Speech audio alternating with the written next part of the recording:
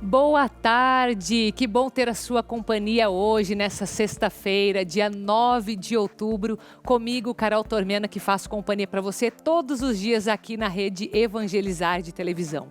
Eu falo ao vivo para todo o Brasil via satélite, canal digital aberto para 1.374 cidades e, claro, estamos também no YouTube, TV Evangelizar Oficial.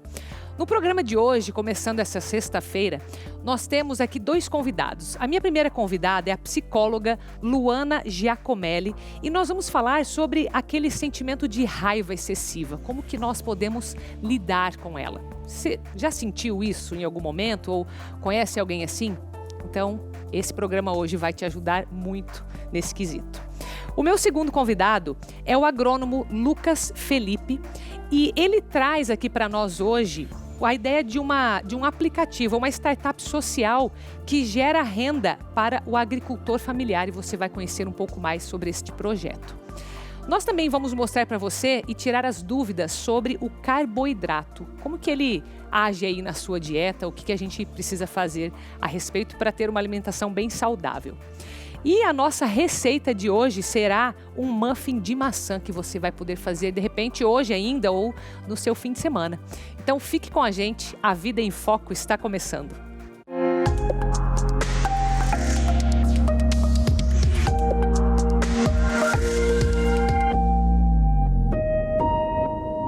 E eu quero começar o programa de hoje falando sobre o Evangelizar Fortaleza, porque todo ano é um movimento assim que acontece com muita fé, muita oração e que traz milhões de pessoas para esse evento, só que este ano vai ser diferente.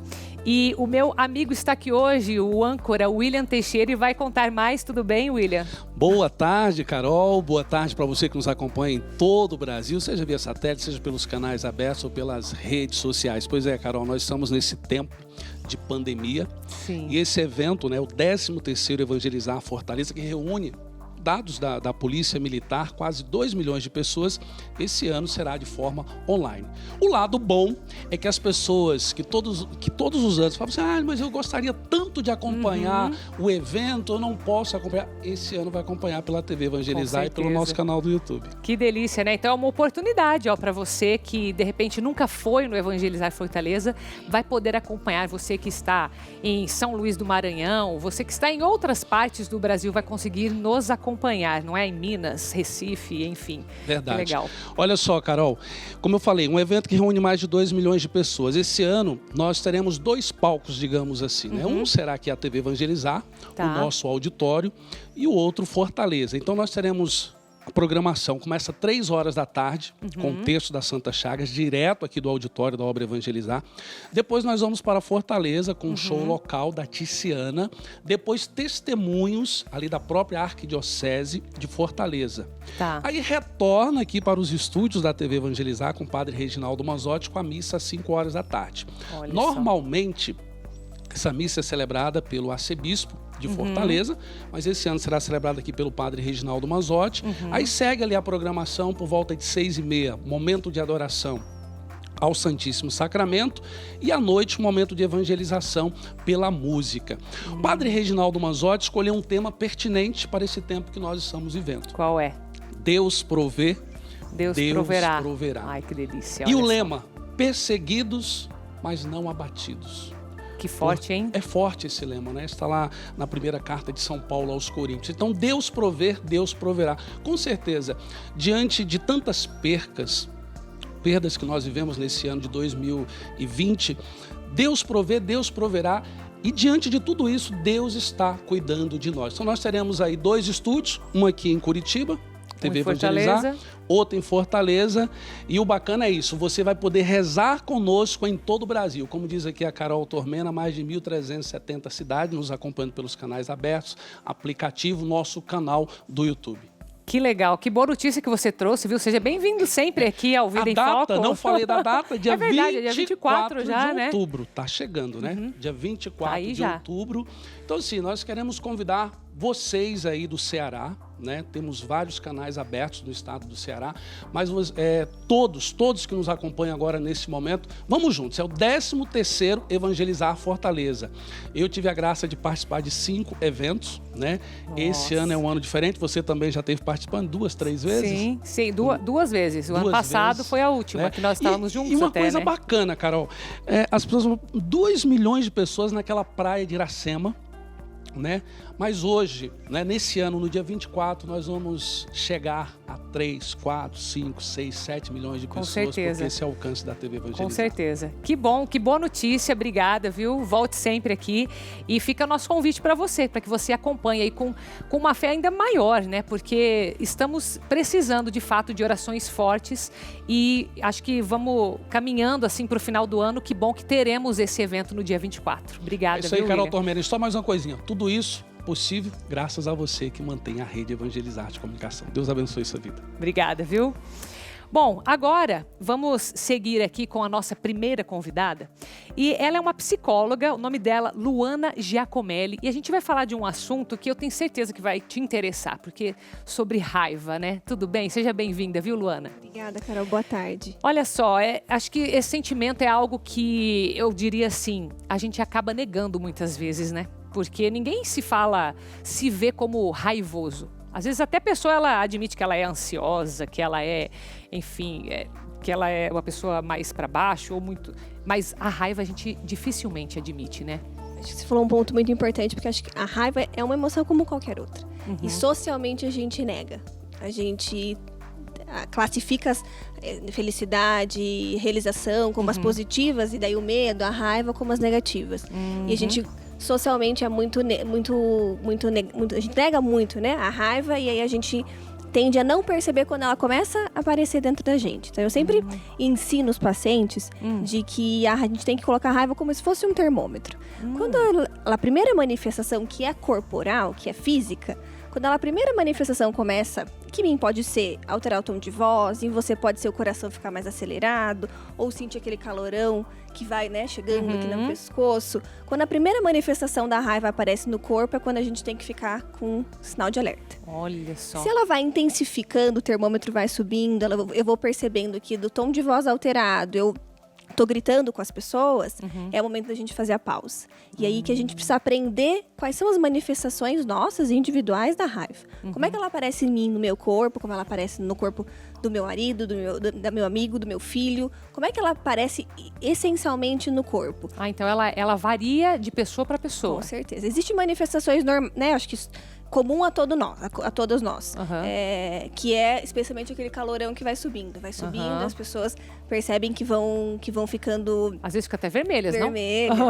A expressão corporal, né, ela fica muito mais para luta, vai naquela posição de luta, de enfrentamento, a mão fecha, que é uma manifestação completamente física. Então, quando a gente não percebe primeiro o corpo, a gente tende a perder a cabeça. E aí as pessoas trazem um relato, quando eu vi eu já estava... sendo grosseiro, eu já estava agredindo alguém, no ataque de excesso de raiva. Tudo porque não percebe a primeira manifestação corporal. Então, acho que a primeira dica é, olha para o corpo. Como é que eu começo a perceber o meu primeiro sinal ali da raiva? E se eu vou percebendo que vai aumentando, meu termômetro vai chegando lá em cima, é o momento que eu tenho que dar um passo para trás e acho que eu preciso parar, dar uma respirada, porque senão eu vou realmente perder a cabeça. E aí tem tudo a ver com isso que a gente está falando da negação, né? Porque se a gente olha para essa raiva e não reconhece, quer dizer, é o mesmo que falar, se eu tenho esse sintoma da raiva, é porque ela está em mim, ou porque eu me vejo como uma pessoa raivosa. E se a gente nega nesse momento, é onde vai passar despercebido. É assim mais ou menos? Com certeza. A gente vai até colocar a culpa em fatores externos, de que, eu perdi a cabeça porque o trânsito estava me estressando, né? A culpa é do trânsito. Isso, a gente começa a colocar culpa em todos os fatores externos, em alguém, numa pessoa, numa situação, num ambiente, sem esquece de olhar pra gente. Porque o problema nunca é o que a gente está sentindo. O problema não é sentir raiva, mas é o que eu faço com a minha raiva. Isso para todas as emoções. Todas as emoções, eu sempre digo que elas são como se fosse um guia. Elas nos guiam para alguma coisa que é importante. Porque ninguém fica com raiva de uma coisa que não é importante na vida. Né? A gente fica com raiva, a gente fica feliz, a gente fica com medo sobre alguma coisa que é importante na nossa vida. Então, se a raiva tá aparecendo com muita frequência, para pensar que tipo de mensagem ela tá tentando me dizer. Por que ela tá aparecendo com tanta frequência? Tá, agora é possível que esse sentimento de raiva esteja ali aparecendo, sei lá, pelo fato da pessoa ter aprendido a sentir raiva e ela pode substituir esse sentimento ou não? A raiva ela é muito instintiva a ponto de, se ela está ali, é a raiva que tem que ser sentida mesmo nesse momento. A raiva que tem que ser sentida. Ela tem que ser sentida. Porque o curso natural de qualquer emoção, ela aparece, eu sinto lá no meu corpo, e aí eu tenho um comportamento, né? Emito um comportamento, tenho uma ação.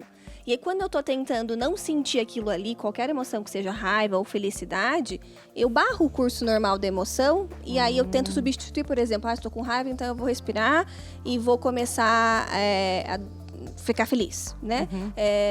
Depois você não consegue nem perceber o que te motivou a raiva. E para uma próxima oportunidade que a raiva aparecer, se você não percebeu o que era o gatilho anterior, você não vai saber lidar com ela, né? Então, a gente sim pode fazer estratégias de distração quando alguma emoção está incomodando, mas não estratégia de controle, quando a gente quer controlar o que a gente está sentindo a ponto de me livrar daquilo. Quanto mais eu me livro, mais a emoção aparece. Então a gente usa estratégia de distração. Então eu tô ficando muito nervoso, tô no meio do trânsito e o trânsito não anda. Liga uma música, né? Coloca algum fator completamente aleatório, mas que vai trazer uma distração para aquele momento. Então você continua dirigindo mesmo sentindo a raiva. Ou seja, então a gente usar desses artifícios e que muitas vezes eu vejo que às vezes a pessoa está querendo superar aquilo, né? A gente pode estar numa tentativa de superar, mas ela está, na verdade, tampando, igual você falou, tá? Eu estou me distraindo.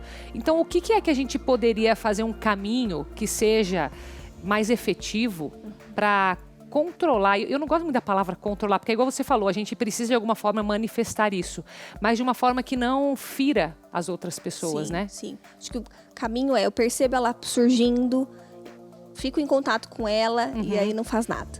Esse não fazer nada não é ficar sofrendo à toa ali com aquela emoção, mas eu não faço nada para me livrar. Então eu paro para prestar atenção da onde está vindo a minha raiva, porque ela está se manifestando naquele momento. Da origem, então, dela. Porque, como eu falei, a gente não emite nenhuma emoção, nenhum comportamento quando não é importante pra gente. E aí vale a pena pensar que mensagem essa emoção está querendo me dizer. Então eu sinto ali e tento ficar com ela. O maior desafio, eu acho que de todo mundo, meu, teu, de todo mundo, é ficar com a emoção e deixar ela ficar aqui. Deixar ela ficar e tá, o que é que ela está me trazendo? Isso. O que é que está me causando? Porque existe um incômodo que o problema não é o sentimento em si, né? É isso que você está dizendo. Isso mesmo. É o que eu vou fazer com esse sentimento. Porque o sentimento a gente não quer sentir porque é desconfortável. Então, sentir raiva é desconfortável.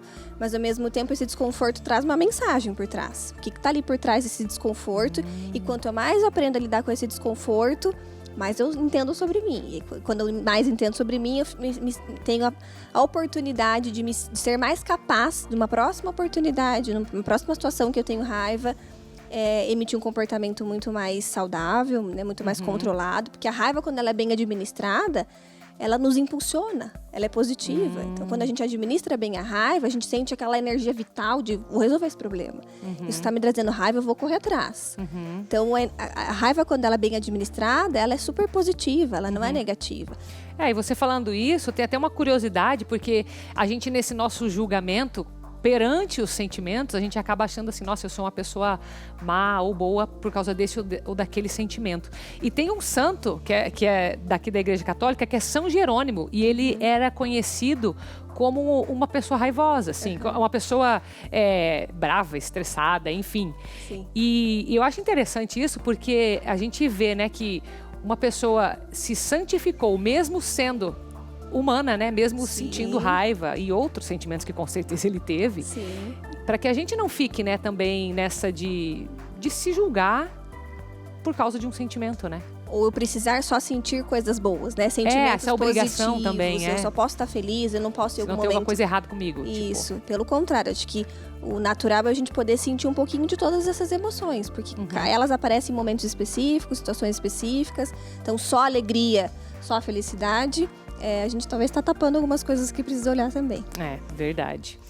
Olha, Luana, eu vou te agradecer muito por estar aqui, viu? Eu sei que você tem Instagram, né? Tenho. Psicóloga Luana. Isso. Então fica para você o contato da Luana também. Muito obrigada, Obrigada, viu? Carol. Obrigada pela oportunidade. Imagina, Uma eu boa que agradeço. tarde. Boa tarde. Obrigada. Agora nós vamos para um intervalo rápido, tá? Mas você volta comigo, porque na volta nós vamos falar com o Lucas Felipe, que é agrônomo, e ele vai contar como que uma startup social está ajudando agricultores familiares a ter renda extra, tá? E ainda tem a nossa receita que você vai ver, que é um muffin de maçã imperdível para o seu fim de semana. Então volte comigo, tá?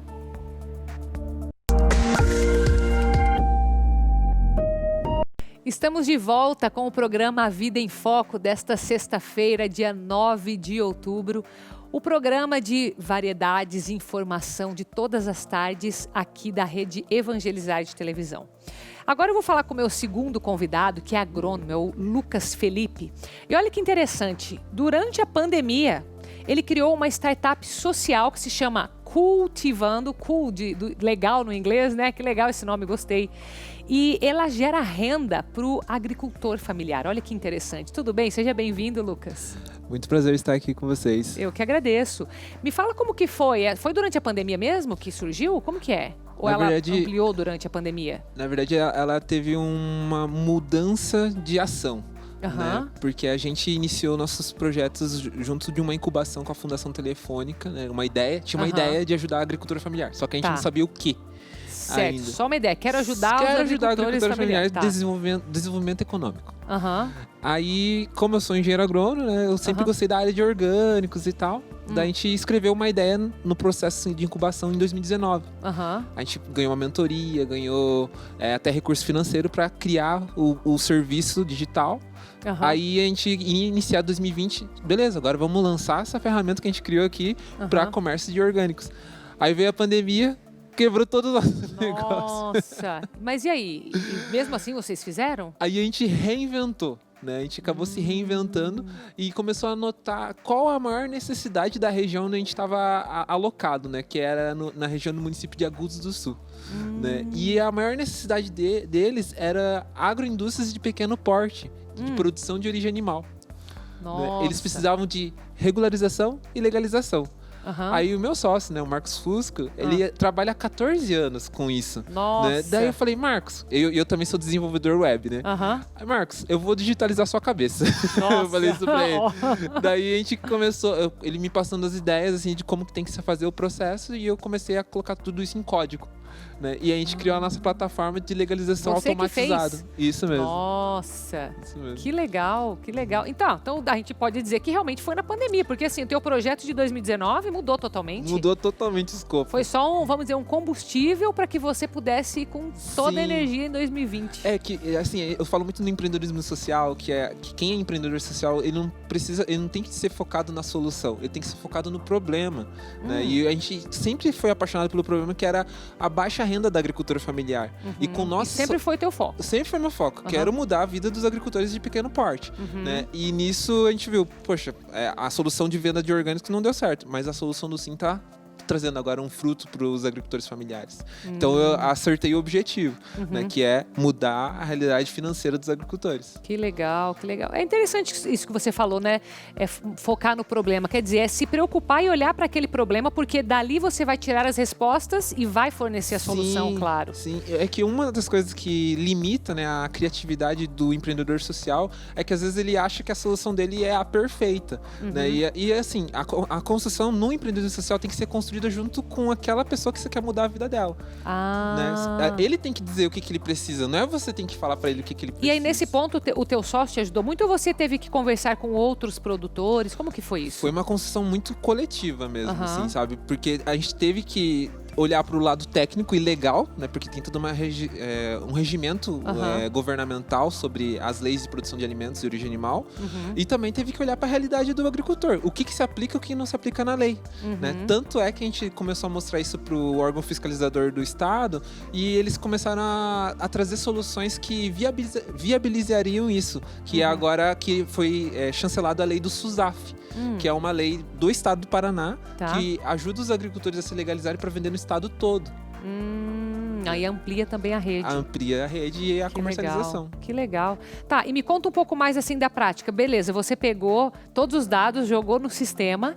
E aí, o que é daí o cultivando? O que é daí exatamente? Hoje o Cultivando ela é um ambiente, é uma rede social. É uma, é uma rede social. É uma rede social, tá. Onde você vai conectar o poder municipal, que daí vai ter o médico veterinário do município, que ele chancela a agroindústria, né, que está regularizado. Vai ter a agroindústria com uma conta dentro do sistema e também vai ter a conta do responsável técnico da agroindústria. Então são esses três atores que se comunicam na plataforma, né, e eles trocam informações de boas práticas de fabricação, o quanto que a agroindústria está comercializando, que necessidades que elas precisam. E uma das coisas que a gente está notando agora, que está acontecendo, é a troca de informações entre municípios dos agricultores. Ah, isso que eu ia te perguntar. Se já tem essa troca, se você pretende expandir para outros estados, de repente, não sei. Isso está só no Paraná agora ou não? No momento está só no Paraná, porém, nós estamos com uma conversa com a Universidade do Vale do Itajaí, a Univale, onde eles propuseram para nós, né? Os nossos alunos gostariam de fazer estágios em agroindústrias aqui de Santa Catarina. Só que a gente não aplica essa metodologia de ensino de ser responsável técnico de agroindústria. Então, vocês que já têm o know-how, poderiam nos ajudar a construir esse curso, né, para que daí os alunos que estão no último ano já saiam com emprego, né, da universidade. Daí a gente falou assim, eu acho, é uma ótima oportunidade, a gente não estava olhando para isso, né, e a gente viu que faz muito sentido, porque a gente abre as agroindústrias e essas agroindústrias necessariamente, por lei, precisam de um responsável técnico. Então a gente já está unindo as duas frontes, que é educação, inclusão produtiva e geração de emprego. Que legal. E o agricultor familiar, como que ele interage com o sistema lá das 3 pontas que você mencionou? Hoje ele consegue estar tendo a conta, né, no ele sistema. entra, abre uma conta. Ele abre uma conta e pelo celular dele, ou pelo laptop, ou computador. É web, é internet ou não? Isso é um sistema web. Porque a gente não foi para aplicativo, porque o aplicativo é muito custoso, né? E como a gente trabalha num modelo enxuto, né, a gente quer testar várias hipóteses, se está validando mesmo, e aí para depois a gente começar a ampliar a tecnologia. No momento ele é o web. Então, o agricultor ele utiliza a ferramenta diariamente na área da produção, porque ele tem que fazer o checklist de boas práticas antes do início da produção. Então, ele tem que ver se o chão está limpo, se os colaboradores que ajudam ele na produção do alimento estão com uniformes, estão sem adornos, né, se as botas que eles utilizam na agroindústria está limpa. Então, esse checklist tem que ser informado ao responsável técnico da agroindústria todos os dias. E a nossa tecnologia, ela faz isso, né, de um meio web. Ele vai respondendo o checklist, dando os checks ali, né? E o responsável técnico já recebe em PDF tudo aquilo, os dados que o agricultor emitiu. Isso deve ser muito rápido. Imagino que, não sei se esse processo existia antes, só que ele era o quê? Manual? Ou não? Ele era manual, ele tinha que fazer, tudo ele na tinha mão, que imprimir. Mandar uma burocracia para mandar. Só que tinha um passo antes, né, que o responsável técnico tinha que criar o checklist. Né?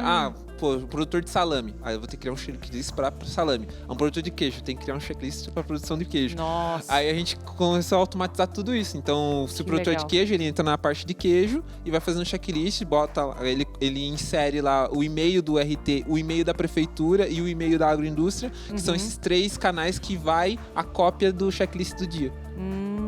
E na tua percepção, os menores, né? Como fala o nome? Os produtores mesmo, eles estão indo para uma tecnologia, eles usam isso ou tem muitos ainda que estão fora? Então, tem um estudo da Embrapa. Do software, vamos dizer, né? Tem um estudo da Embrapa que 75% dos agricultores familiares utilizam o meio digital para seus afazeres. 75? 75%. Tá. Né? Então, dentro disso, só que eles não utilizam com uma eficiência. Né? Então, o que a gente fez? A gente pegou essa expertise que ele já tem, né? A gente não precisou ensiná-los a utilizar as redes, né? Então a gente pegou essa expertise que já tem e começou a aplicar no modelo produtivo deles. Então também está estimulando novos a entrarem. Exatamente. E uma coisa que está sendo bem interessante, principalmente lá em Agudos, Que nem tem os filhos de produtores, normalmente eles vão para escolas agrícolas, né? Tá. E se formam em técnicos agrícolas. E os técnicos agrícolas, eles têm a capacidade de serem responsáveis técnicos das suas agroindústrias. Então, eles não precisam contratar pessoas de fora. Isso Então, faz dentro da família mesmo. Dentro da família. Isso faz com que ele permaneça no campo com a família. Que legal. Produzindo. Nossa. E a gente mostra para ele como ser um responsável técnico pelo nosso sistema. E é por esse meio que você vê que a renda deles acaba aumentando também, porque está ali dentro da família.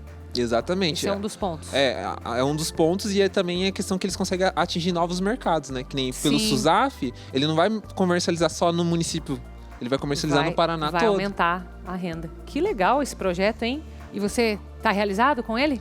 Nossa, eu tô muito realizado, assim. E a minha ideia, assim, agora de expansão, né? Aumentar o time da Cultivando. Hoje a gente é em 4, né? No time.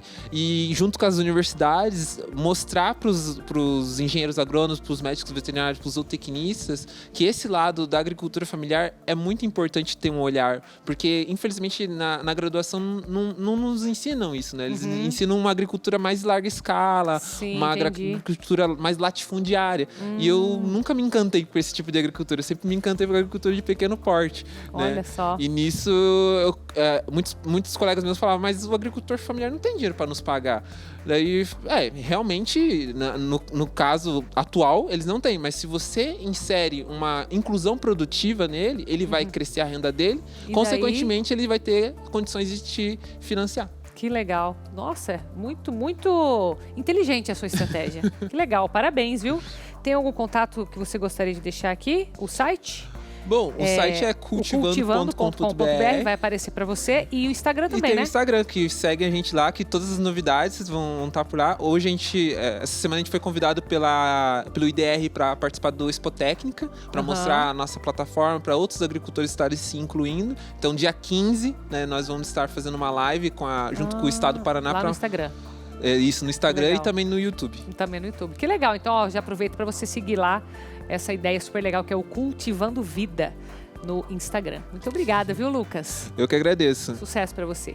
Gratidão. Vamos ver agora a nossa receita de hoje, que é um muffin de maçã delicioso. Vamos ver. Hoje no quadro Divina Receita, eu vou ensinar você a fazer muffins de maçã. É uma receita bem simples, combina com o café da tarde e bem rápida de fazer. Então, vamos anotar os ingredientes.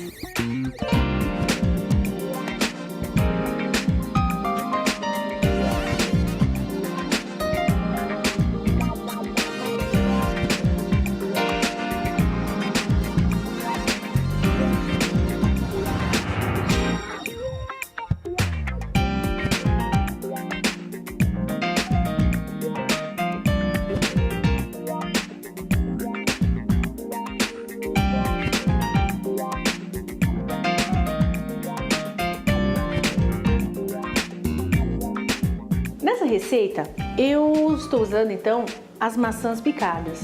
Eu gosto muito de usar a casca da maçã, porque toda a propriedade da maçã, ela acaba ficando aqui na casca. Então, mas se você não gostar, se você preferir também, você pode descascar a maçã, que também vai ficar uma receita deliciosa.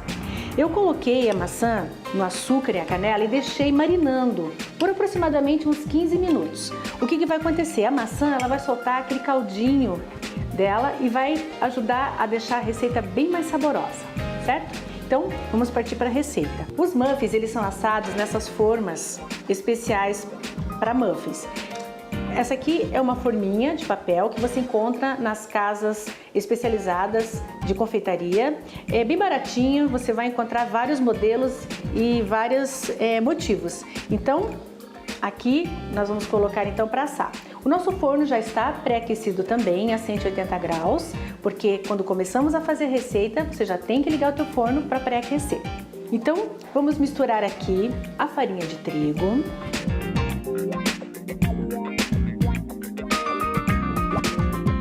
o açúcar e vamos misturar. Vamos colocar uma pitadinha de sal, vamos agregar a manteiga e vamos fazer como se fosse uma farofa.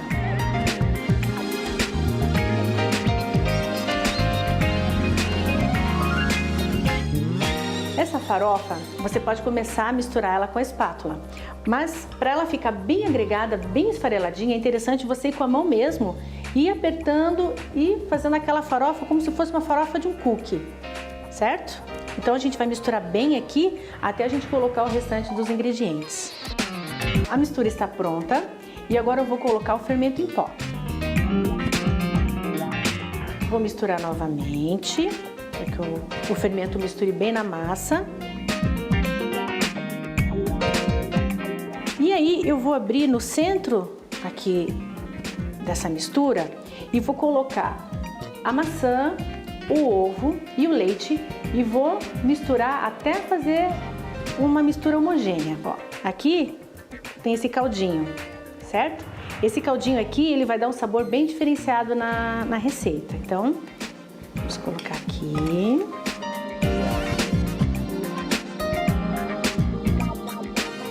Já vamos misturar o ovo e o leite. E aqui a gente vai misturar.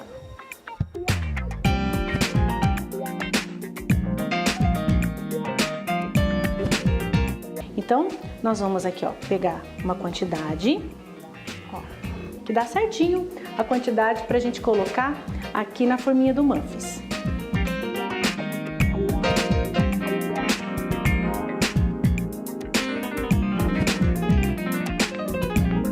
Eu completei todas as forminhas com a quantidade, não enchi muito até em cima porque os bolinhos vão crescer e eles vão estar cobertos com a farofa. Então a gente tem que deixar mais ou menos 2/3 dela completada aqui na forminha. Todos os ingredientes da farofa já estão aqui, agora eu vou agregar, pode ser com a mão mesmo para que a farofa fique bem soltinha e aí logo em seguida a gente já vai finalizar os muffins.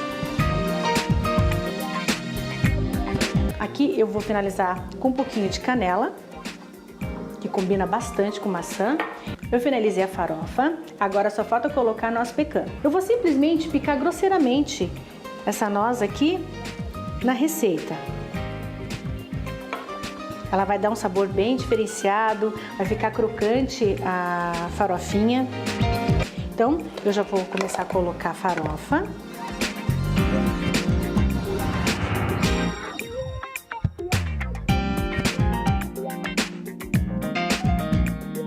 Então agora vou levar para o forno, ele já está pré-aquecido a 180 graus e ele vai assar em torno de 20 minutos aproximadamente. Lembrando que cada forno ele tem uma temperatura, ele tem um tempo diferente, então tem que ficar atento ao forno, não pode colocar lá e esquecer, senão ele vai queimar. A receita já está pronta, lembrando que nós levamos no forno para assar a 180 graus, foi em torno de 20 minutos, mas como cada forno tem uma temperatura diferente da outra, eu aconselho depois de 15 minutos você pegar um palito de dente, espetar e ver se o palito sai seco, aí já está no ponto.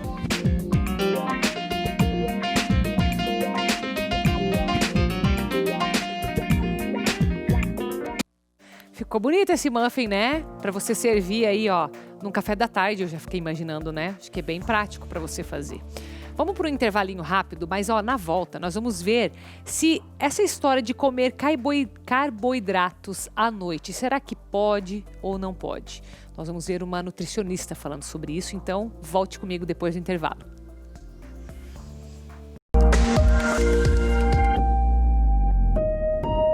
Estamos de volta com o programa Vida em Foco desta sexta-feira, dia 9 de outubro, aqui na Rede Evangelizar de televisão. Você sabe que a gente sempre se preocupa em levar informações que sejam bastante úteis para você, não é? O que você está achando do programa até agora? Eu gosto de saber, você viu aqui hoje, não sei se você ligou agora à televisão, mas a gente falou aqui sobre raiva, né? Um sentimento que todos nós sentimos e às vezes até nos envergonhamos dele. Então, conversamos com a psicóloga aqui antes, né, no primeiro bloco. Também conversei sobre aquele menino super simpático aqui, o Lucas, que falou sobre um projeto que ele tem que está ajudando os agricultores menores aqui no Brasil. E eu gostaria que você fosse lá no YouTube, TV Evangelizar Oficial, e nos dissesse o que é que você gostaria de ver aqui nesse programa, o que você mais gosta, para que a gente possa estar cada vez mais próximos, né? E tem um tema que a gente fala bastante, talvez você conheça alguém que faz dieta, por exemplo, ou só o fato de cuidar da alimentação, né? e que é o tal do carboidrato que a gente sempre conversa. E uma dúvida que muitas pessoas têm é se pode ou não comer à noite o carboidrato. Porque quase tudo na vida é carboidrato, né? A gente não pode se iludir muito. E é por isso que a gente fez uma matéria com uma nutricionista para tirar essas dúvidas, a nutricionista Elaine Cristina, e você vai acompanhar agora comigo. Olá, eu sou Elaine Cristina, nutricionista, e eu vim aqui falar com você para responder aquela pergunta: tiro o carboidrato à noite ou não tiro o carboidrato à noite? Faço só proteína e salada no jantar ou não faço proteína? Como carboidrato só até as 18 horas ou não? Eu sei, essa é uma das principais dúvidas dos meus pacientes, mas eu tenho que te falar um pouquinho mais a respeito do carboidrato antes da gente condenar ou absolver ele dessa situação. Bom, o carboidrato é uma das fontes principais de energia do nosso corpo. É isso mesmo. Basicamente, glicose é a principal moeda. É a moeda pela qual a gente consegue ter mais disposição e energia. Mas em contrapartida também é aquela que faz a gente ter maior aumento de gordura. Isso mesmo, todo carboidrato que não é consumido, ou seja, a quantidade em excesso que você comeu, aquela parte que não precisava, que você foi além na sua refeição, vai ser guardada como reserva. Afinal, o seu corpo não sabe quando vai ter isso de novo e, na dúvida, ele faz reserva. A parte difícil dessa história toda é que a reserva sempre é em forma de gordura e normalmente não é nas regiões que a gente mais gosta. Então, qual é o cuidado que a gente tem que ter com o carboidrato? Basicamente, é o excesso de consumo. Bom, se o excesso em função do que eu não gasto, parece ser meio óbvio eu não fazer o consumo do carboidrato à noite, já que eu vou dormir e não vou gastar energia. Não é isso que muitas vezes as pessoas falam? Mas aqui eu tenho que te convidar a pensar mais um pouquinho de novo. O carboidrato à noite tem um papel fundamental. Nós temos que ter produções de precursores de hormônios, serotonina, para aumento de melatonina, para fazer qualidade de sono profundo. E você sabe que um dos nutrientes mais importantes para a produção de serotonina é sim o carboidrato? Então, tirar o carboidrato à noite pode ser sim uma estratégia nutricional para emagrecimento. Verdade, você realmente não vai fazer reserva de gordura, mas deixar pelo menos 30 a 50 gramas de peso de carboidrato à noite pode ser que seja exatamente aquela quantia que você precisa para garantir que sua serotonina trabalhe bem e que você tenha uma boa produção de melatonina e assim durma melhor. E você quer saber do segredo mais importante? O emagrecimento não acontece só pela restrição calórica, muito pelo contrário. Hoje a gente sabe que boa parte da regularização para o emagrecimento acontece enquanto você dorme. Então é verdade sim que você emagrece enquanto você dorme e que bom, desde que você tenha qualidade nutricional. Então a minha dica de hoje é assim: não tire o carboidrato totalmente da sua noite, do seu jantar. Consuma pelo menos 30 a 50 gramas se de repente você estiver fazendo restrição de carboidrato. E se você estiver numa dieta equilibrada, com qualidade nutricional, o seu carboidrato pode ficar ali, não há problema nenhum. Essa é a minha dica de hoje e nos vemos até a próxima. Ó, foi uma boa notícia essa, eu achei, viu? Porque achei que ela ia falar para não comer carboidratos. E, na verdade, ele tem um papel fundamental. Claro que isso não significa comer uma pizza antes de dormir, claro, porque ela falou de 30 a 50 gramas. Eu não sei, eu confesso que eu não sei o que significa isso. Depois eu vou pesquisar. Mas eu imagino que seja, sei lá, uma fatia de pão, sei lá se uma fatia de pizza tem isso de carboidrato, não sei. Vou pesquisar isso, tá? Eu vou pesquisar porque acho que é importante. Agora, já que a gente está falando de alimentação, sabe que a pirâmide alimentar, sabe o que é, né? É uma pirâmide mesmo, um triângulo ali, que nos mostra o que a gente deve consumir mais, que é o que está na base da pirâmide, e o que a gente deve consumir menos, que é o que está no topo. Portanto, você vai ver que tem muita coisa que mudou na pirâmide nutricional e é isso que nós vamos ver nesse próximo vídeo. Com o passar dos anos, a rotina dos brasileiros mudou e, consequentemente, os hábitos alimentares. E foi justamente pensando em adequar a quantia de nutrientes que o nosso organismo precisa a um novo estilo de vida que a pirâmide alimentar, aquele esquema que mostra a quantia de nutrientes do nosso dia a dia, foi redesenhada. Da primeira pirâmide alimentar, criada há 14 anos, para a nova, muita coisa mudou. Os carboidratos, como pães e massas, por exemplo, continuam na base como principais fontes de energia, mas agora aparecem na versão integral. Depois vêm as frutas e verduras, que devem ser consumidas à vontade, seguidas pelos grãos e oleaginosas, como castanhas e amendoins. Mais acima, percebemos que a carne vermelha deu lugar ao peixe, ao frango e aos ovos, assim como os laticínios e carboidratos brancos. Para muitos, esses novos alimentos são, na verdade, velhos conhecidos, mas de simples não tem nada. Pelo que garantem os especialistas em nutrição, eles são um ótimo reforço para quem quer ter uma saúde de ferro. Na pirâmide antiga estão os carboidratos, hoje também, mas eles mudaram, né? São os carboidratos integrais. Porque hoje a gente sabe que é muito mais saudável a gente consumir um alimento integral do que o refinado. Vegetais verde escuros, gente. Vegetais verde escuros têm muita vitamina do complexo B, tem muito ferro, proteínas. Então, rúcula, escarola, brócolis, tudo que é escuro, né? Os peixes são ricos em gorduras, né? Gorduras boas para o nosso organismo, que vão estar ajudando a gente proteger nossas artérias, proteger o nosso coração, melhorar os níveis de colesterol, que são as gorduras ômega 3, né? As gorduras poliinsaturadas. A gente tem também as oleaginosas que entraram na pirâmide. As oleaginosas, elas nos oferecem uma grande quantidade de proteínas e também de gorduras boas. Um exemplo, o amendoim, né? Que é de fácil acesso, o valor também é muito acessível, mas a gente tem outras, amêndoas, castanhas, as nozes, né? Mas tem que cuidar com o exagero também, que se exagerar, pode ganhar uns quilinhos a mais, que são alimentos calóricos, né? Tem o seu benefício, mas na quantidade certa. Vou dar um pouco de assunto agora, mas tem tudo a ver com o que a gente falou aqui no programa, porque nós falamos com o Lucas, né, que é engenheiro do agroindústria, sei lá qual que é o nome disso certo. Mas existe uma história aí, que acho que não é história real, de uma semente misteriosa. Parece que várias pessoas em todos os estados do Brasil receberam pelo correio sementes. Porém, eles não solicitaram essas sementes. Então, é claro que isso causou assim, um estranhamento e uma preocupação, né? E a gente está tentando entender o que é essa semente misteriosa e vamos ver nessa reportagem agora. Uma planta pequena que parece inofensiva, mas que pode representar um risco para a agricultura e para o meio ambiente. Há cerca de 3 meses, há relatos nos Estados Unidos e em países da Europa de que sementes estrangeiras estão sendo enviadas para endereços aleatórios, sem ter sido solicitadas. No Brasil, o Ministério da Agricultura emitiu um alerta informando a população de que as sementes também poderiam ser encaminhadas para o país. Depois disso, começaram a surgir os relatos. Já são cerca de 200 pacotes enviados para 23 estados brasileiros e para o Distrito Federal. Elas têm vindo pelo correio, geralmente acompanhando alguma encomenda que a pessoa pediu, ou ela simplesmente recebe também esse pacotinho.